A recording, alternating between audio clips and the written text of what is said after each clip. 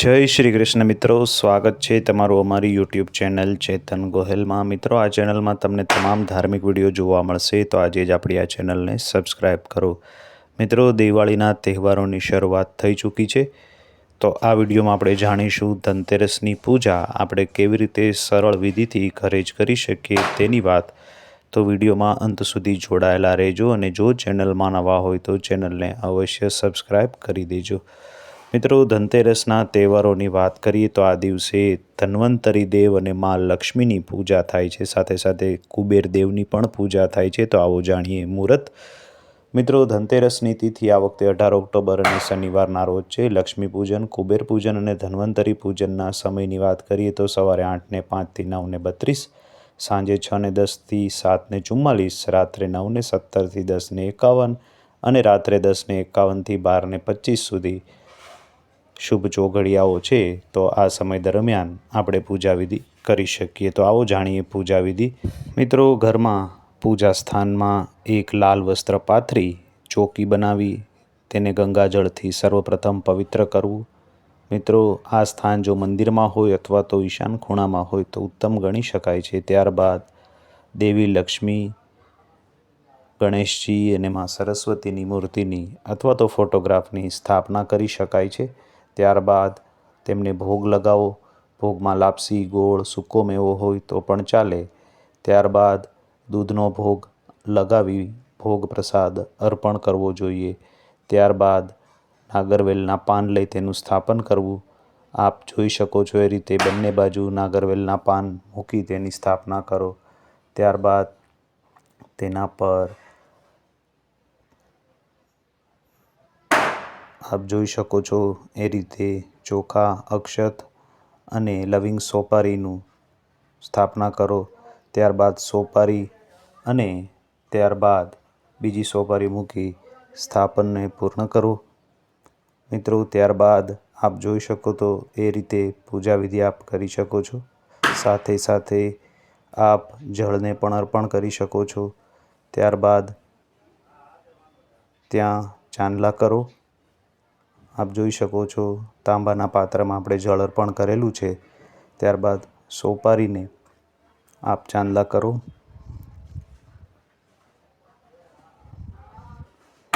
ત્યારબાદ વસ્ત્ર અર્પણ કરો। વસ્ત્ર તરીકે નાળા છડી અહીંયા આપણે મૂકેલી છે।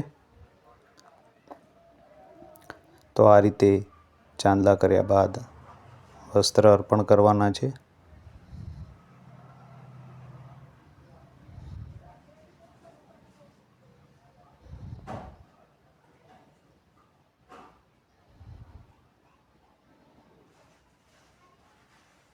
મિત્રો, ત્યારબાદ દીપ પ્રાગટ્ય આપણે કરવાનું છે। તો સૌપ્રથમ દીપની સ્થાપના માટે અક્ષત એટલે કે ચોખા લઈ તેનો સાથીઓ બનાવવાનો છે। તો આ રીતે આપ ચોખાનો પહેલાં સાથીઓ બનાવી લ્યો અને ત્યારબાદ દીપની સ્થાપના કરી તેને આપણે પ્રગટાવવાનો છે। તો આ રીતે અક્ષત લઈ તેનો સૌપ્રથમ આપણે સાથીઓ કરી લઈએ અને ત્યારબાદ દીપની સ્થાપના કરી દીપ પ્રાગટ્ય કરવાનું છે।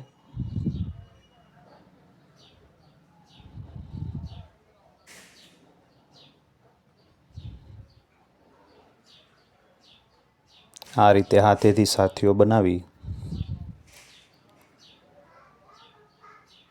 ત્યારબાદ દીપકની સ્થાપના કરવાની છે।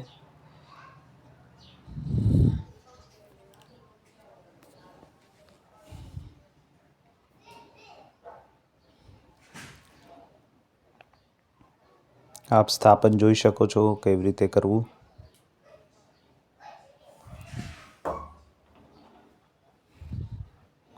ત્યારબાદ દીપની સ્થાપના કરી સૌપ્રથમ દીપની પૂજા કરીએ। તેને કંકુથી ચાંદલો કરી દીપની પૂજા આપણે કરીએ અને ત્યારબાદ તેને પ્રગટાવીએ. તો આ રીતે દીપ પૂજા કર્યા બાદ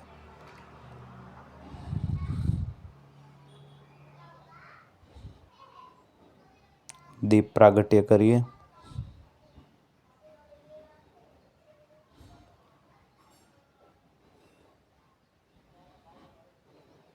ત્યારબાદ આપ આપણી રીતે દીપ પ્રાગટ્ય કરી શકો છો. અહીંયા આપણે ઇલેક્ટ્રિક દીપ પણ રાખેલા છે.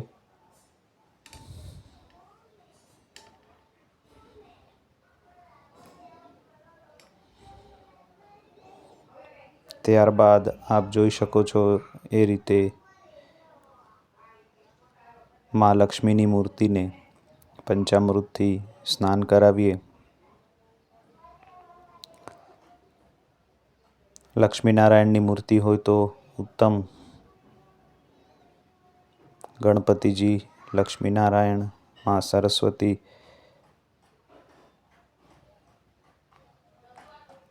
મૂર્તિને સ્નાન કરાવ્યા બાદ અક્ષતનું આસન આપી તેની પર મૂર્તિની સ્થાપના કરીએ.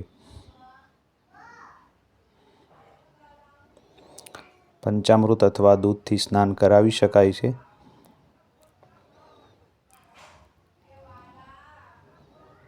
ત્યારબાદ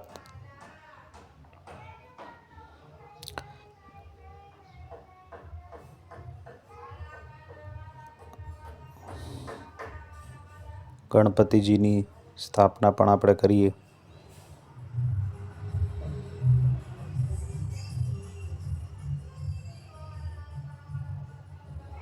ત્યારબાદ તેમને ચાંદલા કરીએ.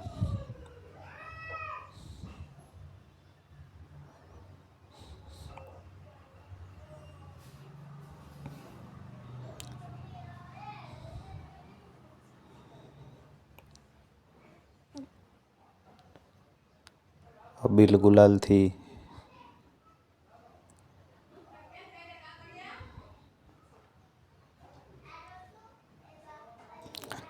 ત્યારબાદ ફૂલ અર્પણ કરીએ.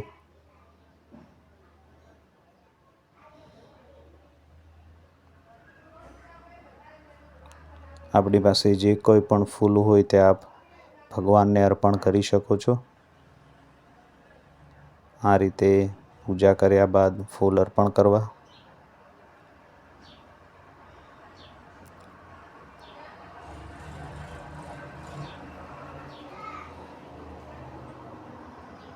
ત્યારબાદ ફોટોગ્રાફમાં દેવી લક્ષ્મીને ચાંદલો કરીએ. મા સરસ્વતી અને ગણપતિજીને ચાંદલો કરીએ.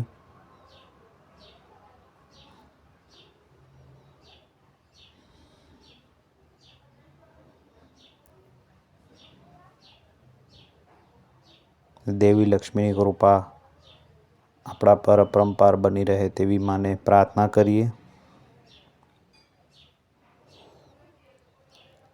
ત્યારબાદ વંદન કરીએ. બોલીએ લક્ષ્મી દેવી નમઃ, ગણપતિ બાપાની જય, સરસ્વતી દેવી નમઃ.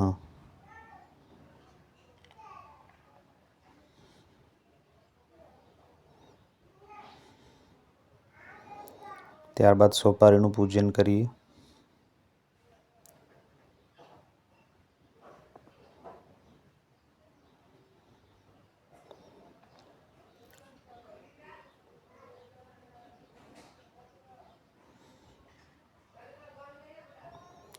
મિત્રો, ત્યારબાદ આપણી પાસે ચાંદીનો સિક્કો હોય તો તેની પૂજા કરીએ, તેને સ્નાન કરાવીએ અને તેની પણ પૂજા કરીએ.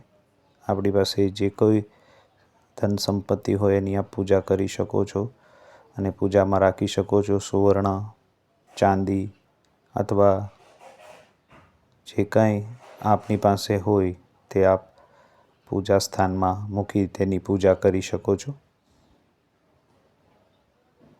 તો આ રીતે પૂજા કરી શકાય છે. ફૂલ અર્પણ કરી પૂજા કરીએ.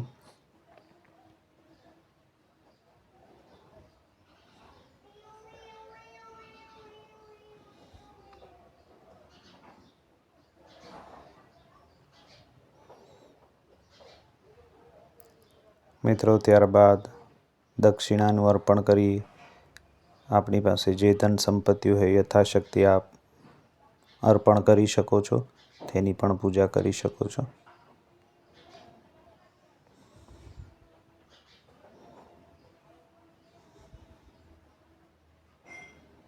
મિત્રો ત્યારબાદ આરતી કરીએ.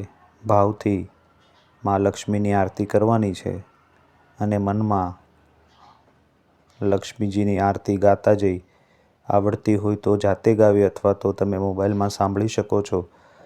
ઓમ લક્ષ્મી દેવીએ નમઃ મનમાં મંત્રનો જાપ કરી દેવી લક્ષ્મીને પ્રાર્થના કરી તેની આરતી કરતા જઈએ. બોલીએ લક્ષ્મી દેવીએ નમઃ. ત્યારબાદ આરતી આપી અને